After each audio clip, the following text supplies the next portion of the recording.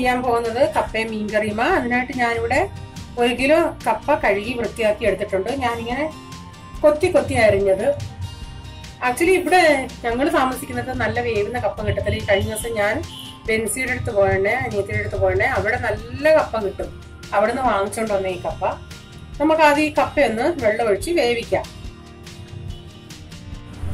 കപ്പ നിലക്കെ വെള്ളം ഒഴിച്ചതിന് ശേഷം നമുക്കിതൊന്ന് ഈ കപ്പയൊന്ന് തിളപ്പിക്കാം. ചിലര് ഒന്ന് തിളച്ചു കഴിഞ്ഞ് അത് ഊറ്റിയിട്ട് പിന്നെ അരപ്പ് ചേർക്കും. ഞാൻ എന്തുവന്നാലും 2 പ്രാവശ്യം തിളപ്പിക്കും. കാരണം ആദ്യത്തെ തിളയൊന്ന് കഴിഞ്ഞ് ആ വെള്ളം കളഞ്ഞിട്ട് വീണ്ടും വെള്ളം ഒഴിച്ച് ഒന്ന് തിളപ്പിക്കും.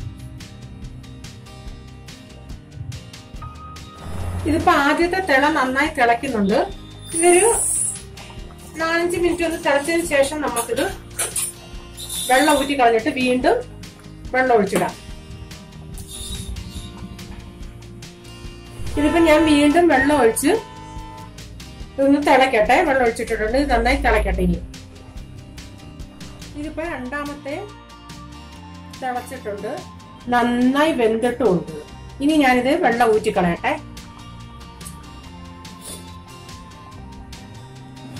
കപ്പയ്ക്കുള്ള അരപ്പിനായിട്ട് ഞാൻ കുറച്ച് തേങ്ങ ഇപ്പം ചേർക്കുള്ളൂ. ചിലപ്പോൾ ഞാൻ നന്നായി തേങ്ങ ചേർക്കും, ചിലപ്പം കുറച്ചേ ചേർക്കത്തുള്ളൂ. ഇപ്പൊ 1 കിലോ കപ്പ എല്ലാം ഉള്ളു, കുറച്ച്.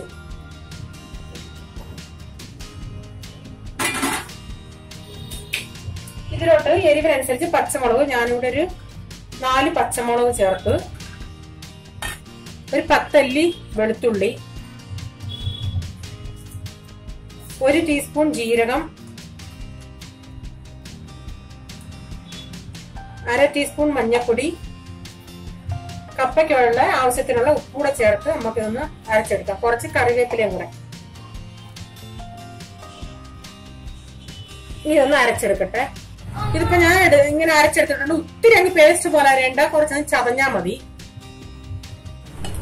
ഞാൻ ഈ കപ്പയുടെ നടുകൊന്ന് ഇച്ചിരി ഒന്ന് സ്ഥലം വരുത്തട്ടെ.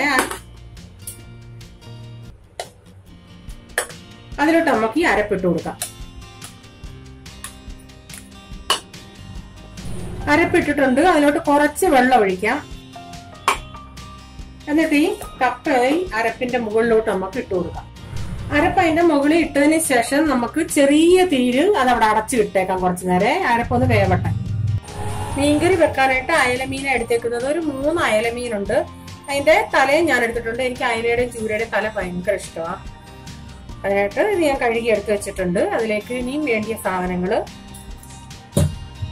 ഒരു 4 കുടം പുളി ഞാൻ വെള്ളത്തിൽ ഇട്ട് വെച്ചിട്ടുണ്ട്. അതൊന്ന് കീറി 3-4 പ്രാവശ്യം നന്നായി കഴുകിയതിന് ശേഷം കീറി ഇട്ടേക്കുക. പുളി നന്നായി കഴുകണം. കാരണം ഈ പുളി ഉണങ്ങുന്നത് മിക്കവാറും എന്റെ കുഞ്ഞിലെയൊക്കെ ഞാൻ കണ്ടിട്ടുണ്ട് ഈ പുകയറയ്ക്കകത്ത നാട്ടിൽ ഇട്ട് ഉണക്കുന്നത്. എന്നാൽ അതിന്റെ അകത്ത് ഇത്തിരി അതിൻ്റെതായ മണ്ണും പൊടിയൊക്കെ കാണും.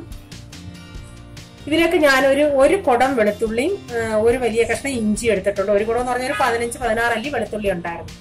ഇഞ്ചിയും ഞാൻ ചെറുതായിട്ട് അരിഞ്ഞിട്ടുണ്ട്. വെളുത്തുള്ളി വലുത് ഞാനൊന്ന് കീറിയിട്ടിട്ടുണ്ട്. ഇതിപ്പോ ഈ കപ്പ ചെറു തീയിൽ കിടന്ന് 5 മിനിറ്റായി. ഇനി നമുക്കിത് ഇളക്കാം. എനിക്കിപ്പോ ഈ സ്പൂൺ, ഇത് നന്നായി വെന്ത കപ്പ ആയതുകൊണ്ട് ഈ സ്പൂൺ കൊണ്ട് എനിക്കിതൊന്ന് ഉടച്ചാൽ മതി. അല്ലെങ്കിൽ വേവാത്ത കപ്പയാണെങ്കിൽ ഞാൻ ഈ ചപ്പാത്തി ഉണ്ടാക്കുന്ന അതിന്റെ ചപ്പാത്തിയുടെ ഉണ്ടാക്കുന്ന കമ്പുണ്ടല്ലോ, അതുകൊണ്ടാ ഞാൻ സാധാരണ ഉടയ്ക്കാറുള്ളത്. ഇതിപ്പോ നന്നായി വെന്ത ആയതുകൊണ്ട് എനിക്ക് ഇങ്ങനെ ഉടച്ചാൽ മതി.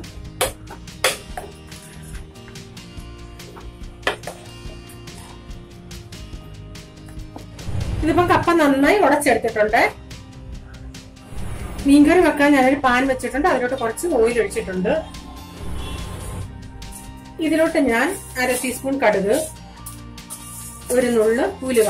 മീൻകറി ഞാൻ പല രീതിയിൽ വെക്കും. ചിലപ്പോൾ ഉള്ളി ചേർത്ത് വെക്കും, ചിലപ്പോൾ ഉള്ളി അരിയാതെ ചേർക്കാതെ വെക്കും. അങ്ങനെ പല രീതിയിലുള്ള മീൻകറിയുടെ റെസിപ്പികൾ ഞാൻ ഇട്ടിട്ടുണ്ട്. നിങ്ങൾക്ക് വേണമെങ്കിൽ അവിടെ ചെന്ന് ബിജീസ് കിച്ചണിൽ ഫിഷ് കറി നോക്കിയാൽ അതിൻ്റെ അകത്ത് കാണാൻ പറ്റും. ഇതിലോട്ട് കുറച്ച് കറിവേപ്പില, പിന്നെ അരിഞ്ഞ ഇഞ്ചിയും വെളുത്തുള്ളി,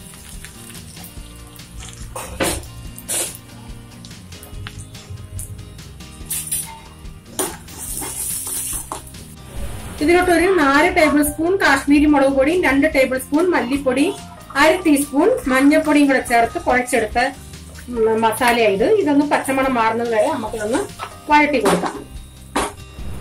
ഇതിപ്പം മസാലയൊക്കെ മൂത്തിട്ടുണ്ട്. ഇതിലോട്ട് കുറച്ച് വെള്ളം കൊടുത്താൽ ഒന്ന് ലൂസാക്കാം. ഈ മസാല നമുക്ക് ഈ മീൻകറിയിലോട്ട് മീനിന്റെ അകത്തോട്ട് ഒഴിച്ചു കൊടുക്കാം. ആ പുളിയും കൂടെ ചേർത്ത് കൊടുക്കാം.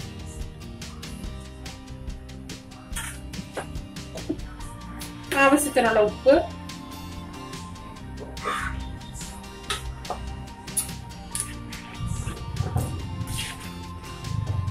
കുറച്ചുകൂടെ വെള്ളം ഒഴിച്ചു കൊടുക്കാം.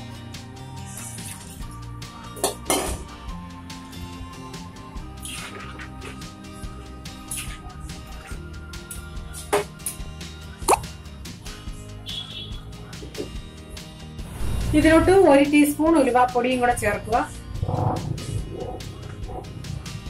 കുറച്ച് കറിവേപ്പിലയും കൂടെ ഇട്ട് അടച്ചു വെച്ച് അത് തിളക്കട്ടെ. ഇതിപ്പോ മീൻ നന്നായി തിളച്ചിട്ടുണ്ട്. ഇനി അടച്ചില്ലെങ്കിലും കുഴപ്പമില്ല.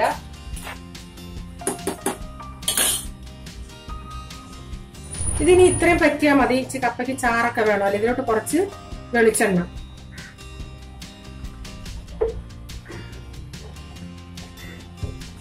കുറച്ച് കറിവേപ്പില, ഇനി തീ ഓഫ് ആക്കിയേക്കാം. നമ്മുടെ കപ്പയും മീൻകറിയും റെഡിയാണ്. ഈ മെത്തേഡിൽ നിങ്ങളൊന്ന് ചെയ്ത് നോക്കുക. ഇഷ്ടപ്പെടുകയാണെങ്കിൽ ഈ വീഡിയോ ഷെയർ ചെയ്യുക. ഇങ്ങനെ ഒരു പുതിയ വീഡിയോയുമായി വരും വരെ bye, god bless you. Thank U.